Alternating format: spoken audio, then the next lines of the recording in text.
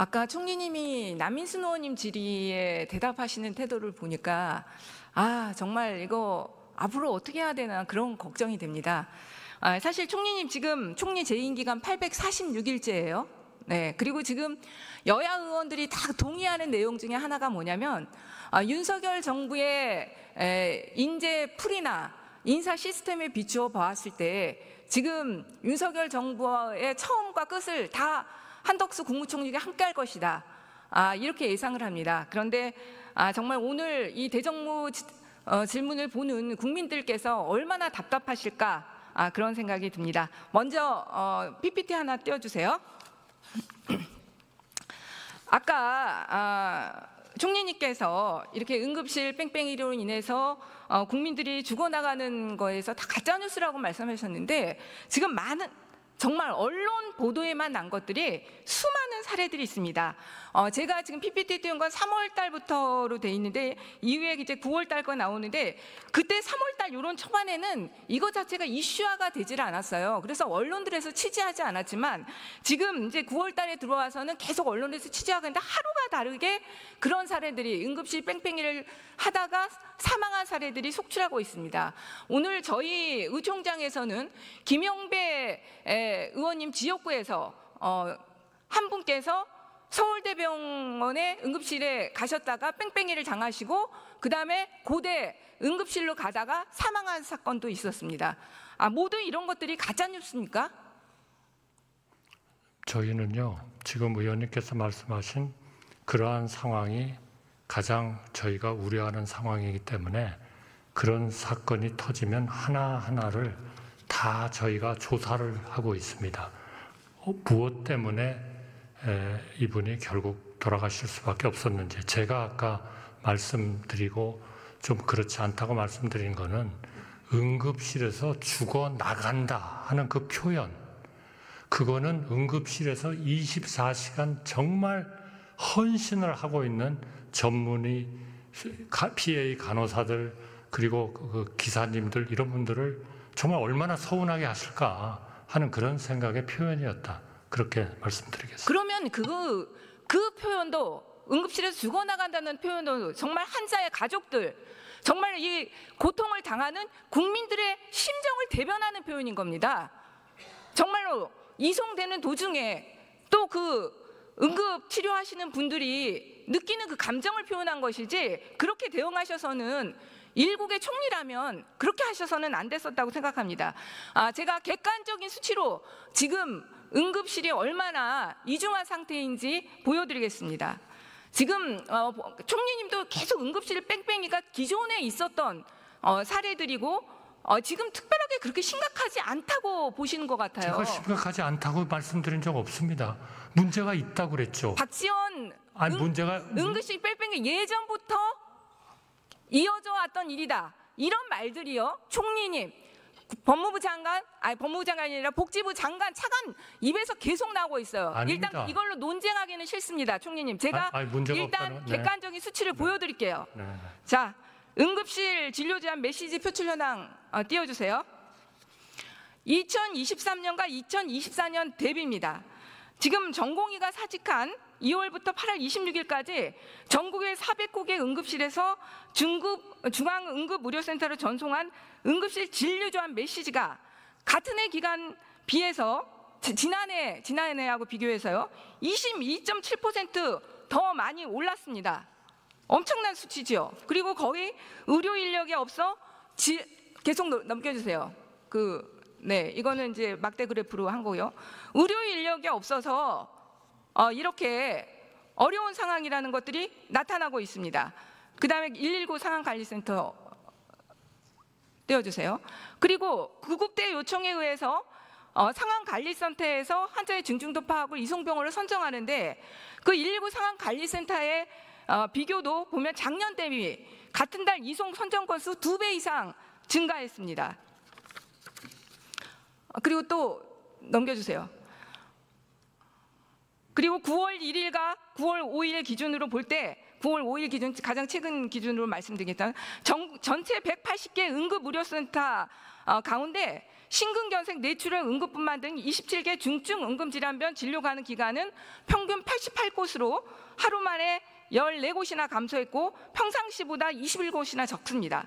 북부 대동맥 응급수술이 가능한 응급실에서는 평시 33곳에 66곳으로 산부인과 응급분만이 가능한 곳은 96곳에서 80곳으로 감소했습니다. 계속적으로 상태가 굉장히 나빠지고 있습니다. 그거 인정하시죠, 총리님? 네, 그 12,000명이 나가 있는데 어떻게 아무런 지장이 없이 어떤 조직이 돌아갈 수 있겠습니까? 제가 말씀드리고 강조하는 것은 그럼에도 불구하고 정말 헌신적으로 일하시는 전문의, PA 간호사들, 그리고 응급을 처리하는 기사님들, 이런 분들의 정말 24시간 열심히 하시는 것 때문에 지탱이 되고 있다. 우리가 그거를 조금이라도 격려를 해줘야지 그분들을 좀 그 사기를 잃도록 하는 일은 정말 해서는 정말 그거는 어려운 일입니다. 누가 그렇게 사기를 잃게 했습니까? 여기서 질의하시는 의원님들 중에 어느 한 분도 그분들을 비난한 분은 없습니다. 응급실에서 죽어나간다는 표현이 뭡니까? 아니, 응급실에서 죽어나간다는 표현이 뭐예요? 이분들은 최선을 다해가지고 살리려고 노력하고 있는데 어떻게 응급실에서 죽어나간다는 표현을 씁니까? 응급실 뺑뺑이가 가짜. 아니, 저는 화가 납니다. 지금 이렇게 응급실이 어렵고 국민들이 만나면 아프지 말자 인사합니다. 이런 의료 대란 사태 누구에게 가장 큰 책임이 있습니까? 의원님, 2004년에 아니요. 52건의 기사 건수가 났는데요. 총리님, 제 질문에 대답하십시오. 이런 사태에 누가 가장 큰 책임이 있습니까? 모두 다 책임이 있죠. 가장 큰 책임이 누굽니까? 아니, 정부 아닙니까? 아닙니다. 정부 책임 있죠. 지난번에는 전공이라고 하시던데 있어요. 전공에게 가장 큰 책임이 있습니까? 첫 번째 책임이 있죠. 여전히 전공에게 가장 큰 책임이 있다. 아니, 중증 환자, 직위 환자, 총리님 이거 거기를 떠나버리게 돼 있습니까? 사과하신 건 줄 알았는데 전공의에게 이 의료 대란에 가장 큰 책임이 있다. 맞습니까? 첫 번째 책임이 있습니다. 아, 정말 여야 의정 대화 협의체가 될지 정말로 우려스럽습니다. 그거는 아니, 총리님께서 그런 태도를 가지고 계신데 누가 들어오겠습니까? 지금 우리가 여야 의정 협의체를 위해서 무엇보다도 설득하고 해야 될 사람들은 전공입니다. 그런데 전공에게 가장 큰 책임이 있다고 하는데 의원님. 어떻게 전공의들이 들어오겠어요? 의원님, 정말 저기 앉아 계신 국민의힘 의원들도 제가 볼 때는 지금 가슴 치고 계실 것 같아요. 의원님, 그나마 밥상 차려놓으려고 했더니 총리가 다 걷어차 버리는구나 이럴 것 같아요. 의원님, 정말 원인을 물으시니까 좋아요. 원인을 명확히 하셔야죠. 의견이 다르니까 그러면 아니, 명확히 하셔야죠. 총리님은 그거를 감춘다고 감춰지는 겁니까? 이 사태에 대해서 아니, 감춘다고 정부가 가장 감춰지는 큰 거예요? 책임이 있다고 저는 아니, 평가할 거라고 감춘다고 생각합니다. 감춰지는 거예요? 원인은 명확하게 내놓고 해결책을 생각을 해야죠. 아니, 그거를 감춘다고 감춰줘요? 감춰지는 것이 아니라 의료개혁이라는 과제는 정말 유리알과 같은 개혁과제입니다. 정말 섬세하고 치밀하게 다뤄야 하는 개혁과제임에도 불구하고 정부에서 정말 무책임하고 대책 없는 정책 추진이 바로 이런 사태를 만든 겁니다. 이 부분에 대해서 저는 많은 국민들이 다 동의할 거라고 생각합니다. 그렇기 아닙니다. 때문에 많은 국민들은 의원님하고 다른 생각을 하시는 분도 많습니다. 아니, 보세요. 언론을 보세요. 대통령의 지지율과 그것이 아니, 거예요. 그게 지지율하고 무슨 상관이 있어요? 대통령의 정책 실패가 아니, 지지율을 영향인 거죠. 올리려면 의대 정원 하지 말고 의료개혁 하지 말아야죠. 총리님, 여야 의장 협의체 만들어야 됩니까? 안 만들어야 됩니까? 만들어야죠. 총리님의 그런 도와주세요. 태도와 자세를 가지고 여야 도와주세요. 만들어질 것 같아요? 아니, 그런 협의체를 만든다는 정말 것이 더 이상의 지지를 사실을 못하게 덮는다고 하시네요, 되는 게 총리님의 아닙니다. 그 태도가 정말 덮는다고 되는 게 아니에요. 덮는다고 되는 게 아니라 기본적으로 상대방을 존중하고 상대방이 들어올 수 있는 토대를 만들어야 됩니다. 지금 의학계에서 가장 얘기하는 것은 신뢰를 상실했다는 문제입니다. 총리님의 그런 태도와 답변 자세를 가지고 과연 의학계가 들어오고 싶은 마음이 나오겠습니까? 의원님, 사실을 감추려고 하지 마십시오. 어떤 사실이요? 그야말로 사실을 감추지 마십시오. 세계 어느 나라 의료 파업에 응급실하고 중증 환자를 떠나는 의료 파업은 없습니다. 참 정부의 정책 실패를 하나도 인정하지 않는 이 장세로 정부의 어떻게 정책 실패는요, 국민들이 지금 이것을 어렵다고 조용하세요. 생각하기 때문에 제가 얘기하고 있습니다. 지금 제가 질의한 게 아니에요. 총리님 강의 들으려고 제가 이 자리에 쓴 게 아닙니다. 지금 국민들께서 정말 마지막 신랄 같은 희망을 가지고 여야 의정 협의체가 되기를 바라고 있습니다. 그런데 상대방에게 책임을 전가하는 이런 자세와 이런 태도를 가지고 과연 되겠습니까?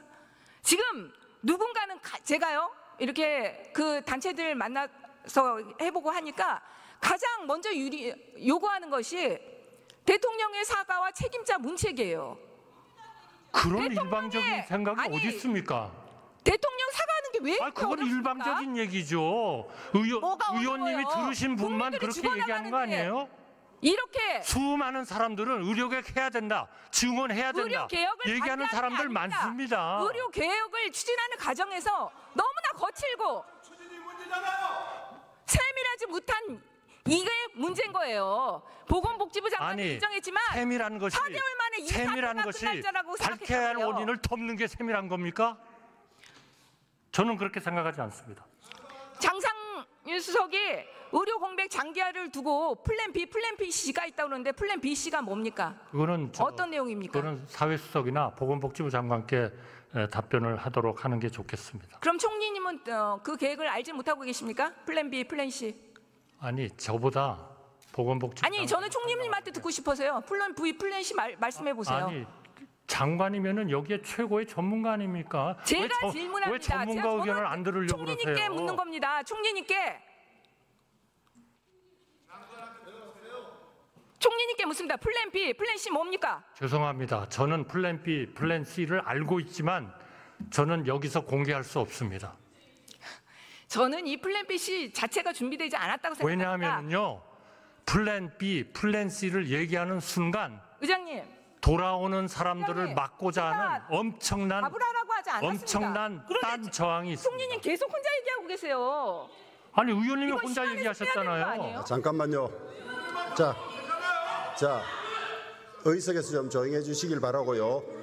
질문하고 난 다음에 답변하시기 바랍니다. 자, 의석에서 조금 조용해 주세요. 의석에서 좀 조용해 주세요. 이재정 의원님, 의석에서 조금 조용해 주세요. 정말 한숨밖에 나오지 않습니다. 한 가지만 추가로 더 묻겠습니다. 나이가 한 살 더 많다고 세금을 많이 내면 공정한 겁니까? 글쎄요, 무슨 의도로 물으시는지 제가 아니 그러면 나이가 한 살 많다고 세금 많이 내면 아니, 상황에 공정한 따라서 거냐고요. 다 다르겠죠. 그걸 어떻게 일률적으로 답변하라고 그러십니까? 연금 개혁안 세대별 차등 보험료율 그럼 정말 그렇게 세계 말씀을 하셔야죠. 유례도 없는 날입니다. 75년생과 76년생 1년 일찍 태어났다는 이유로 다른 요일에 연금보험을 내야 됩니다. 85년생과 86년생도 마찬가지입니다. 95년생과 96년생도 단지 몇 달 차이, 얼마 차이라는 이유로 평생을 더 많은 연금을 내야 되는 이런 연금 개혁 말이 됩니까? 그렇기 때문에 우리 국회에서 연금 특위를 만드셔서 충분히 좀 논의해 주십사라고 정부에서 간곡히 부탁드리는 겁니다. 개혁안 좀 개혁안답게 내십시오. 들어가세요, 총리님.